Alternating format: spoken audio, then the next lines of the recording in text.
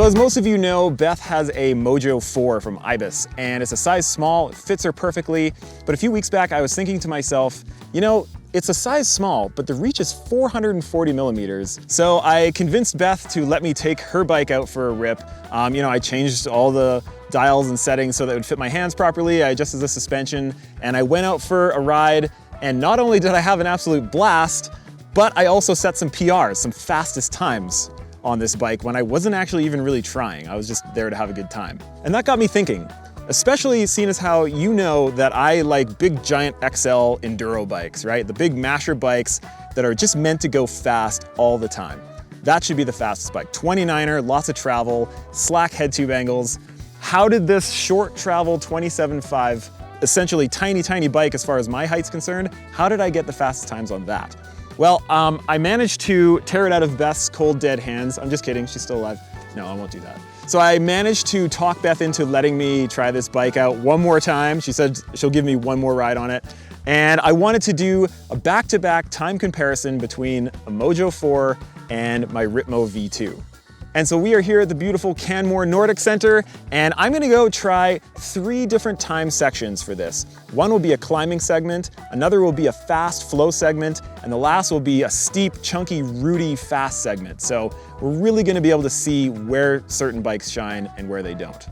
Okay, so the 2 contenders. This is the Ibis Mojo 4, size small, 440 millimeter reach, 425 millimeter chainstays, very short, 27.5-inch wheels. That's one of the things that is staying sort of consistent between the 2 bikes, which I think is really important, that they're both zip wheels and we're both running Michelin Wild Enduro tires, front and rear on both of them. So the kind of traction and things should stay pretty similar other than the wheel size difference. So we'll see how that goes. This bike has a 65.4 degree head tube angle versus my Ibis Ripmo V2 over there, which I actually have a 1 degree angle set in from Works Components, which brings it to a very slack 63.9 degree head tube angle. And there are a few other differences, like the bars are cut to Beth's width. And so they're 740 millimeter bars, which is very, you know, that would be very 2014 for me, versus now I'm on 780 cut bars, which I find is perfect. But there's a lot of tight tree sections in here, so I'm looking to see how much more confidence I have going through those tight sections with narrower bars. The group set on the bike is different. This is a Shimano group set with Fox suspension versus over there, it's more of like a, well, it's kind of a mix, but really a SRAM group set with MRP suspension and an MRP coil shock on the back too. It's got big 29-inch wheels. It's got big, huge 220 mil brakes in the front and a 200 in the back, 203 in the back. It's got an aggressive coil shock on it. Yeah, this thing is an enduro bike masher, so I'm really curious to see how it will be different, especially through, you know, tighter, faster corners. Maybe that Mojo will edge it out. I'm gonna take this bike, we're gonna head up to the first starting point, and I'm gonna start my timed climb. Gross. So this is the starting point. I'm gonna start here into a switchbacky climb. It's kind of got a little bit of everything. And we got Degju here helping me film tonight. And we also got Mr. Tom George. Mr. Tom George, he's here doing some of his own timed runs. So he's gonna be, he says he wants to just go behind me here and keep me honest. So I don't know what that means, but are we ready? Okay, let's do it.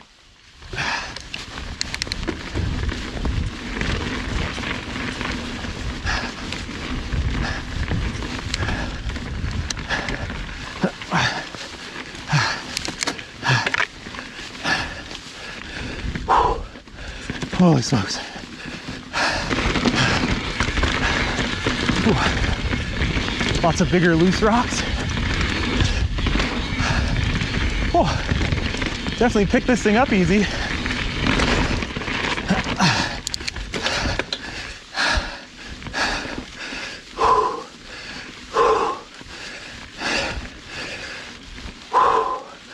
Go away, Tom. Oh. Oh, holy crap. I am not an XC racer.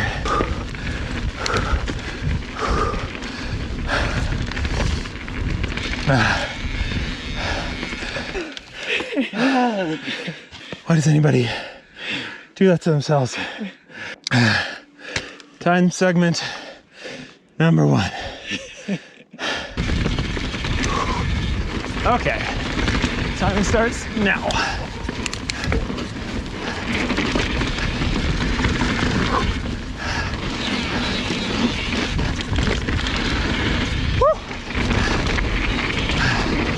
Oh yeah. Whoa. Whoa. I have to relearn how to turn.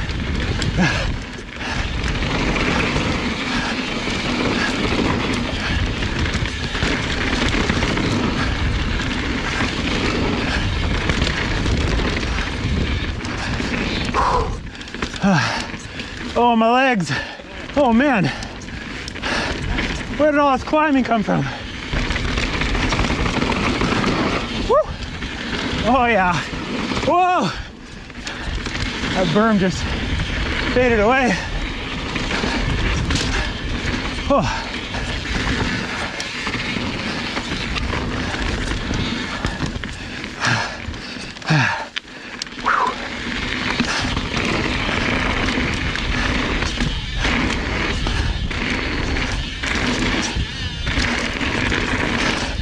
And here comes the end of the next segment. Oh. Ready? Let's go. Do it. Tom will go first. I chase Tom. This one's got some tight, tricky corners. Oh man, this bike feels good. Oh, hold it. Still obviously in the flow segment. Now we're gonna get at some very tight twisted trees. I gotta ease up a little so that I have my wits about me. Woo! Oh yeah, that's fun. Whoa, loose. Yeah. Whoa. Okay, that was awesome. We're going with this one.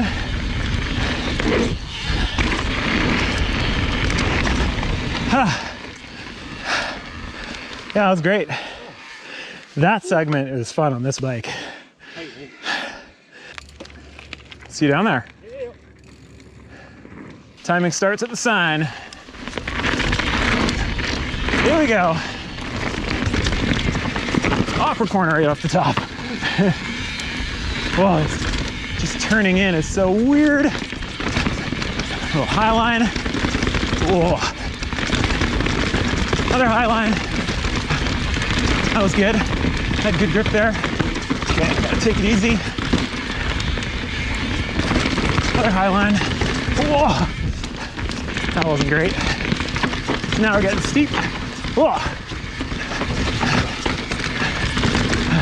In between these tight trees. Thank you, narrow bars. Oh, I should have gone high.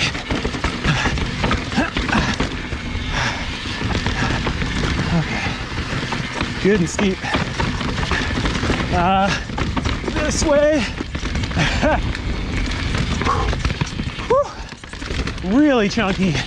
I just gotta make it past this uphill section. And then a couple pedal strokes and we're just gonna let her roll.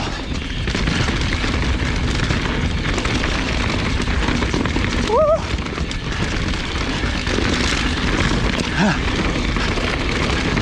Whoa! Couple pedal strokes. I think I'm gonna use that down tree as a marker back there. Good stuff. That is just so fun. I just had to be a lot more careful with my body position, which I expected. Oh, well, I'm glad that's over. Actually, all the downhill stuff is great. It's just that bloody uphill section. Oh, I've got this bike. I should probably try and hit some jumps with it.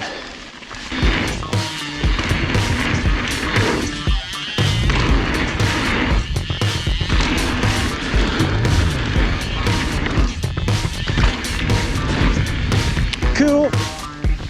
Good times. Guess I have to take this thing back to Beth now. We'll see you tomorrow for the Ripmo V2 version.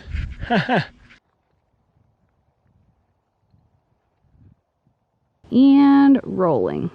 Okay, so it's the next morning. The sun's on the other side of the valley now, and I'm at the bottom of the timed climb. This time, obviously, on the Ripmo V2 XL. So let's get this bike turned around and start the timed section.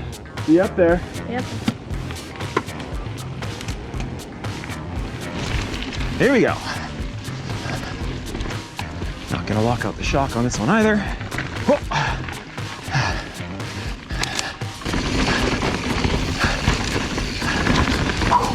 Oh.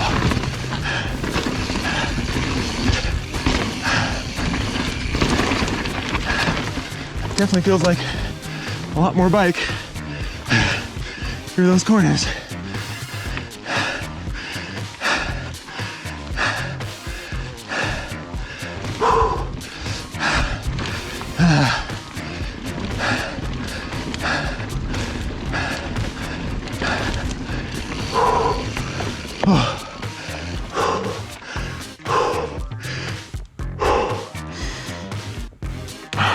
I can't tell if that's gonna be better or worse.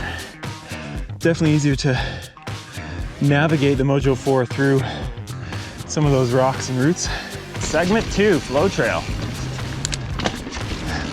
Start begins here.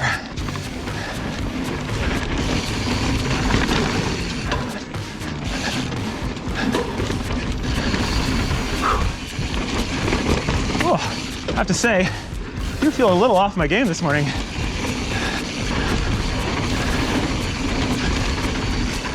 Oh. Now I'm relearning to turn again. But I guess that would make it more even and fair. I feel like I'm carrying more speed. But we'll see. This is really loose.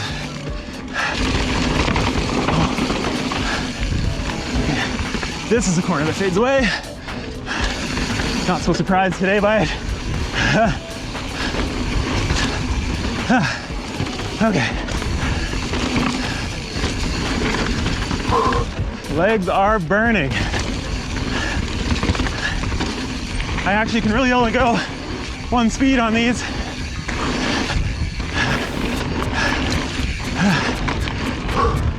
And there's that. Woo.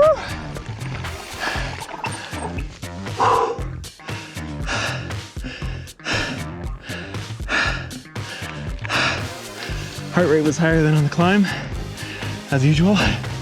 Still over 160. Out of my way, birdie. Oh, this is bad gear. Out of my way, birdie.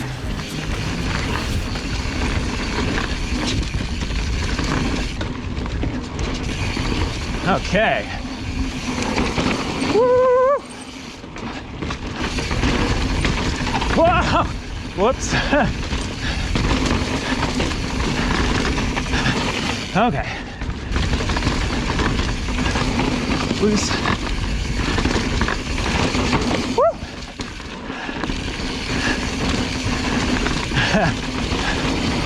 Not as nimble through there.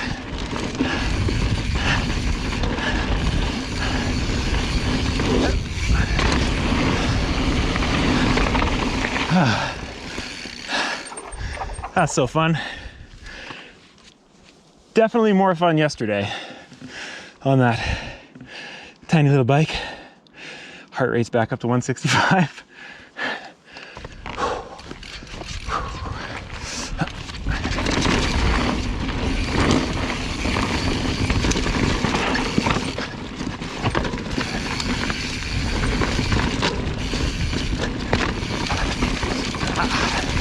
Caught my pedal up there.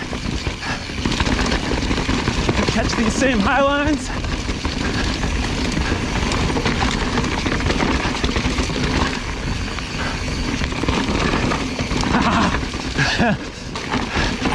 Lots of slippery rocks.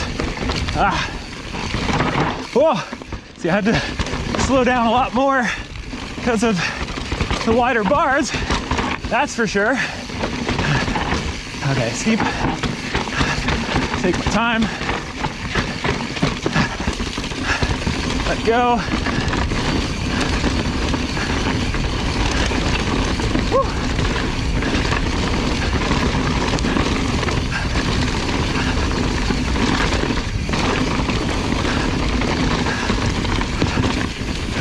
bounced.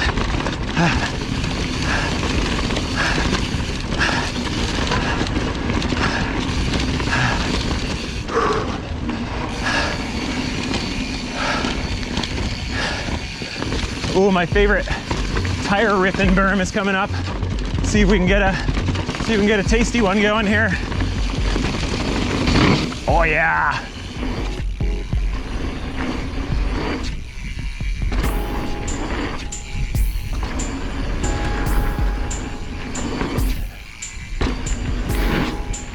I'll be honest, I'm a little lost for words here. One second, essentially 1 second difference between those two bikes, over 10 minutes of timed riding in all sorts of conditions.